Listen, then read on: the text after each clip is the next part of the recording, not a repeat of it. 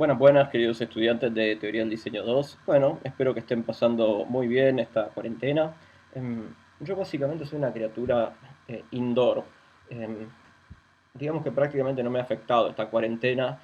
Lo único que hago es como temer cuando finalice. Em, hay dos lugares que sí extraño profundamente, que son, uno, el subte. Para mí el subte es el lugar más hermoso de Buenos Aires. Estoy hablando de capital, ciertamente, o lo que en zona sur se denomina capital. Em, invocando una homogeneidad que en realidad no es tal, así como el sur no es algo homogéneo, digo, Rafael Calzada o San Francisco Solano no tiene absolutamente nada que ver con Lanús, como Lanús no tiene absolutamente nada que ver con Lomas de Zamora, y así podríamos seguir. Bueno, Capital también carece de esa homogeneidad, pero básicamente el subte es un lugar que a mí me resulta por demás interesante. Y el otro lugar que a mí me resulta por lo más interesante es la cocina de mi casa, ¿sí? Que de hecho está un poquito para allá y es el lugar donde más tiempo paso durante esta cuarentena, cuando no estoy leyendo, preparando clases. Habrán visto que tengo así como una parecita verde y la heladera acá atrás con unos dibujos que hizo mi hija cuando era chica. No tengo una biblioteca atrás. Realmente tengo una biblioteca gigantesca que está por ahí, pero es bastante vulgar, no es nada como, o sea, tengo libros como libros de cocina, libros de cocina de Tailandia, libros de cocina gallega, libros de Fernando Troca, así como tengo libros de Gilles Deleuze, o también tengo el libro dado vuelta para que no se vea el lomo por vergüenza ajena, Yo soy el Diego de la gente. Así que bueno, ¿para qué? Mejor un fondo un poco más neutro y ya está. Esto es bastante significativo, esto que estamos viviendo, porque el texto siguiente que vamos a ver, vamos a eliminar uno de los no eliminar, por ahí lo retomamos más adelante, pero yo quería hacer un corte para esta clase, hacer un corte y empezar a hablar de otra cosa, que es justamente de esto, que es la pantalla. Y para eso vamos a trabajar con un texto de un autor argentino que se llama Oscar Traversa. Eh, Oscar Traversa, pensador, intelectual argentino, doctorado en la Universidad de Buenos Aires, una mente brillante y preclara, eh, una persona además por demás inteligente, pero muy amable. eh, eh, es un gran hombre eh, que ha echado una mirada por demás significativa sobre todo lo que tiene que ver con diversas manifestaciones y prácticas culturales. Y una de ellas es este breve artículo que tenemos para leer esta semana.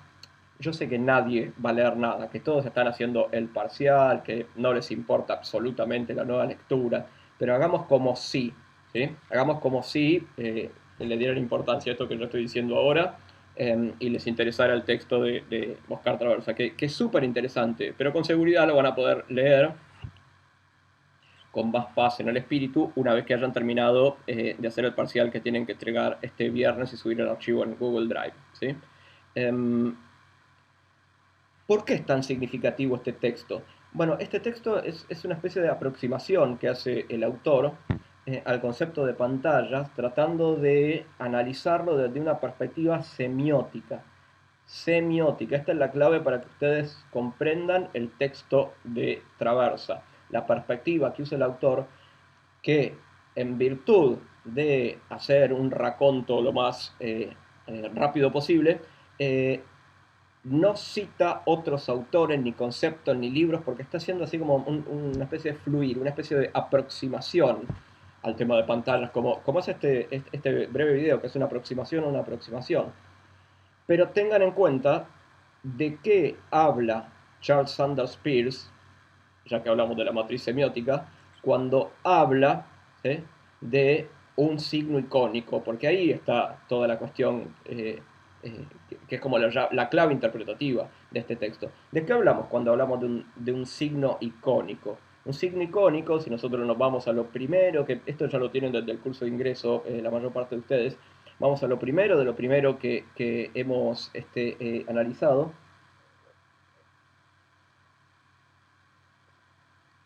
En, en muchas materias que confluyen eventualmente aquí, tiene que ver con la representación de un objeto a través de un representamen por una relación de semejanza.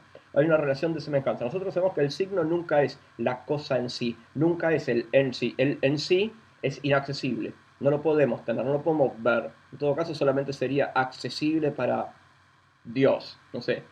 Pero nosotros, seres humanos, nunca podemos acceder al objeto en sí, sino solamente a un fragmento, a una parcialidad, a una representación.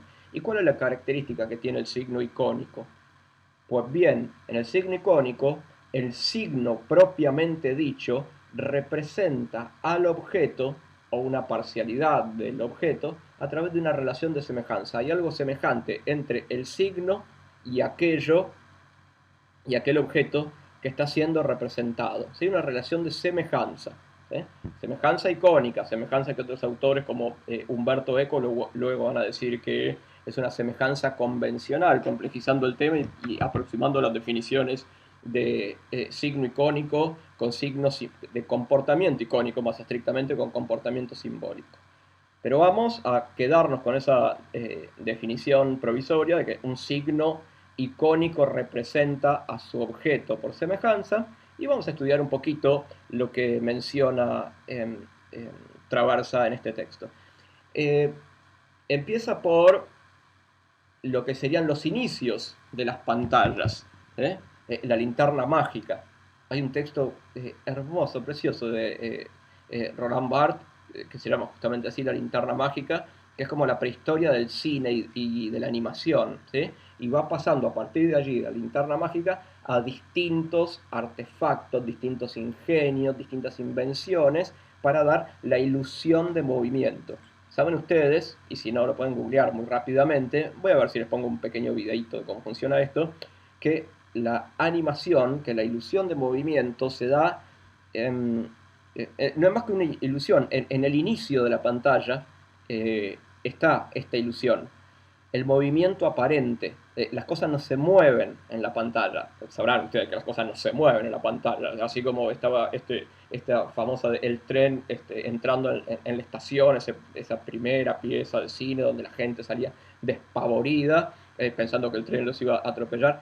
Bueno, eso es falso, la falsedad, la ilusión de movimiento en lo que preña a la pantalla el comportamiento simbólico de la pantalla. Las cosas no se mueven en la pantalla, sino que por un fenómeno que se llama la persistencia retiniana, una imagen formada en la retina, antes de desaparecer, ¿eh?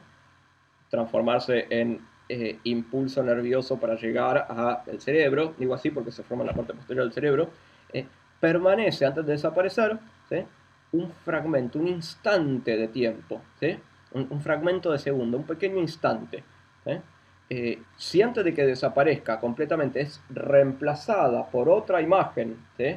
Con una mínima variación, el cerebro no interpreta que hay una imagen y luego otra imagen, sino una continuidad entre la primera y la segunda imagen. Y ese fenómeno de la persistencia retiniana es lo que da originalmente, tanto en los folioscopios como en la linterna mágica, como luego en el cine, eh, la ilusión de que las cosas se mueven. Y a partir de ahí, de ese origen, es que Traversa va a empezar a estudiar el comportamiento de la imagen. Yo les quiero mostrar dos cosas que eran como muy, muy importantes.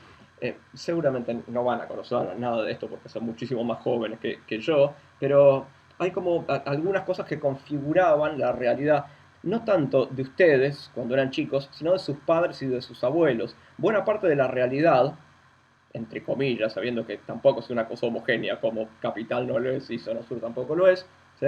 Estaba configurado a través de pantallas.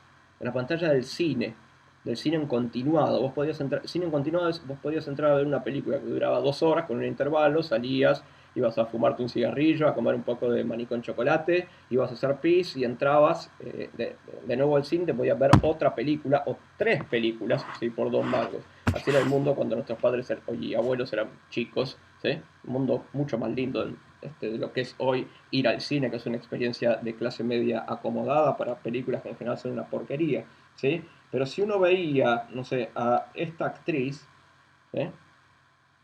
No sé si saben quién es, ¿sí? Tenía ojos de color violeta, ¿saben quién es? Bueno, quien dijo Elizabeth Taylor ganó, sí, efectivamente se trata de Elizabeth Taylor. Trabajaba en una película que se llamaba El gato sobre el tejado caliente con otro actor que se llamaba Paul Newman, ¿sí? Bueno, Elizabeth Taylor lo quería mucho a Paul Newman y Paul Newman lo quería mucho a un compañero que jugaba fútbol americano con él, ¿sí? Eh, Performaba la imagen de la figura femenina en esos años, como también lo hacía esta otra mujer.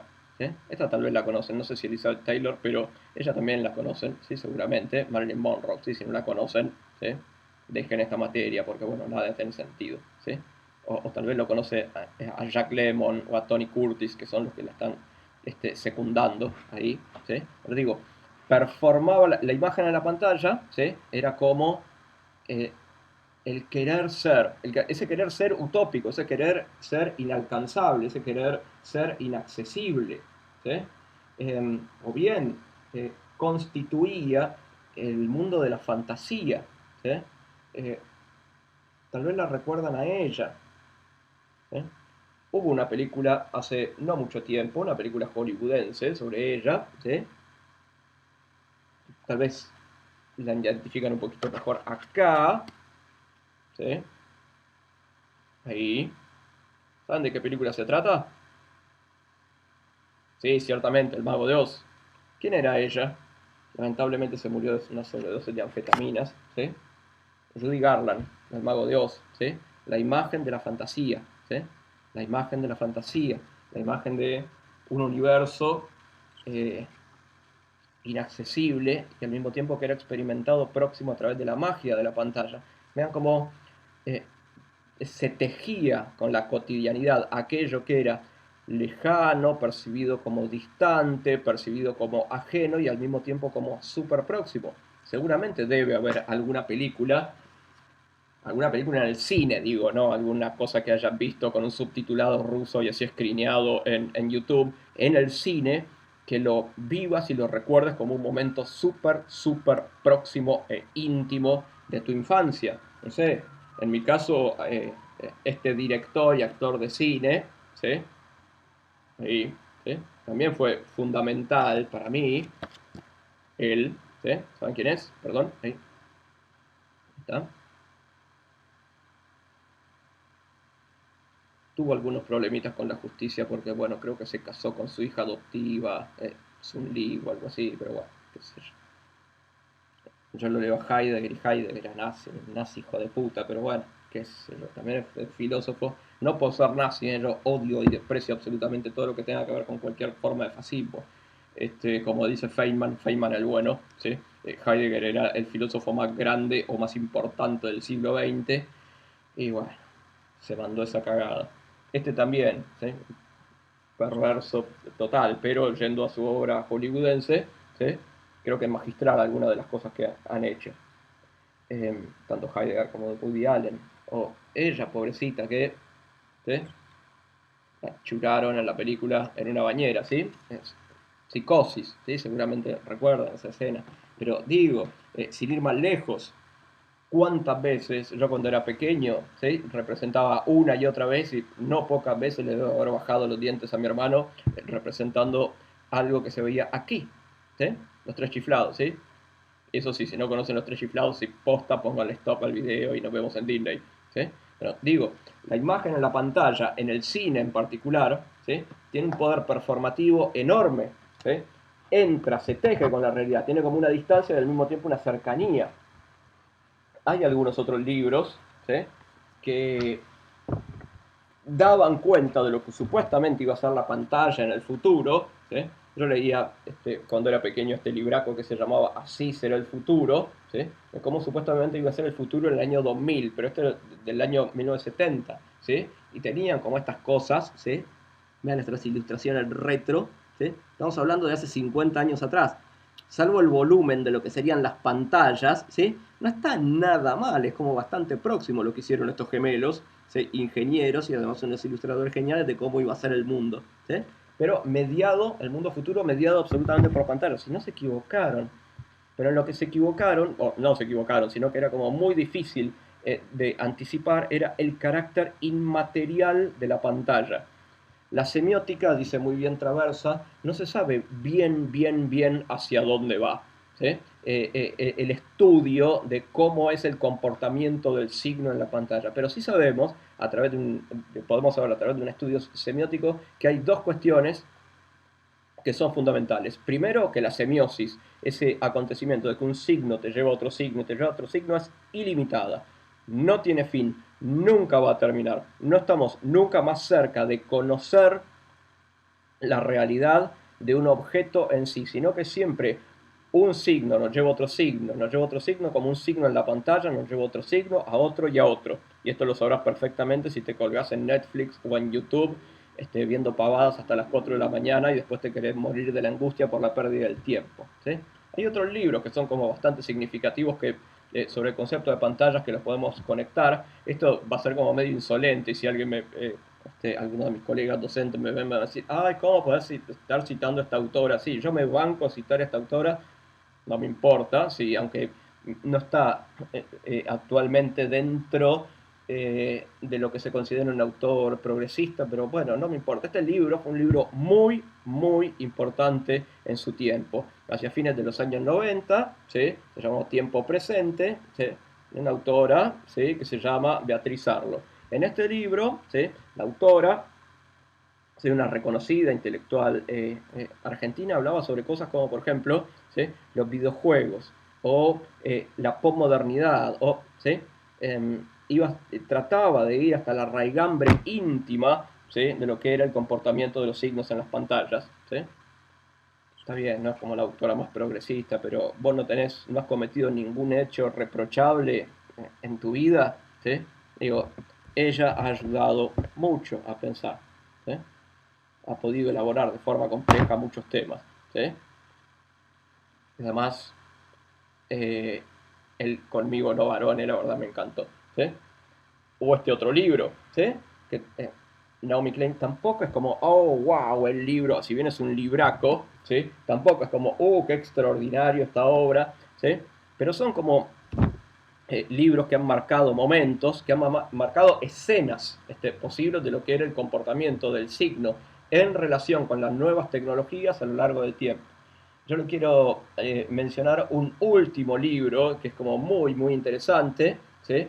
De un autor llamado Víctor Lenarduzzi, Placeres en Movimiento, Cuerpo, Música y Baile en la Escena Electrónica, ¿sí? Un autor argentino, genial esta obra, ¿sí? Creo que lo leí todo completo en un solo día. Hay algo que está presente aquí y que seguramente lo habrán visto ustedes, no sé, yo cuando tenía la edad que probablemente tienen ustedes en los años 90. En esa época MTV era como la norma. Vos para relacionarte con la música te tenías que relacionar con ese canal de televisión. Qué interesante, ¿no? Particularmente interesante el hecho de que la música se haga concreta. Ustedes saben que no hay nada más inmaterial que la música, ¿sí? La música es como el aroma, la música parece que se olfatea con los oídos, sin embargo, en ese momento MTV era la forma sólida de la música. La forma sólida de la música era MTV, era una pantalla, ¿sí? O bien los vínculos entre visualidad, luminiscencia, ritmo, alternancia entre estados de movilización del cuerpo, estados psíquicos, modos de entretenimiento, haciéndose sólidos, mediados por la relación con las tecnologías y con las pantallas. Hay un parlantito acá que me está incomodando, que es nuestro buen amigo Emoji. ¿Cómo vamos a apagar? Bluetooth disconnected. ¿A qué voy con todo esto? ¿Sí? Al fragmento final del texto de Traversa. Procuren ustedes hacer énfasis en lo que él promete como el mañana o el pasado mañana de las pantallas, que es, hemos asistido a una dematerialización del mundo, ¿sí? Que el mundo real, el mundo concreto es el mundo de la pantalla, ¿sí? Pero tal como él representado allí. Sin embargo, hay algo fundamental, por su matriz semiótica, por supuesto, que tiene Traversa, que no tiene que no tienen otros autores, no está presente en otros autores prototípicos de la posmodernidad, que es, aún del signo que aparece en la pantalla, uno se apropia, uno lo interpreta, ¿sí? Uno lo hace sólido, ¿sí? Uno se vincula a partir de una interpretación activa con ese signo allí construido, con ese signo que allí se presenta en una consecución, sí, por supuesto, con un devenir que aparenta una infinitud, que aparenta una deriva semiótica insoslayable, inclaudicable, pero aún así, como todo signo, siempre hay un objeto en su parcialidad, una representación icónica, en este caso, ¿sí? Y una interpretación, un rol activo de ese otro que se vincula con el signo. Con esta pequeña aproximación, los invito a vincularse con el texto de Traversa. Como siempre, nos vemos la semana que viene. Muchas gracias por la atención. Que les vaya muy bien con el parcial. Lo suben el día viernes. El día viernes, si no lo pueden subir, tuvieron cualquier inconveniente, por favor, me mandan un mensaje y me dicen: Carlos, tuve esta dificultad para subirlo el sábado, o se lo pasan a cualquier compañero de ustedes por mail y que su compañero lo suba. Es fundamental, por favor, que lo suban el día viernes, si no, bueno, mandan un aviso y vemos cómo hacemos.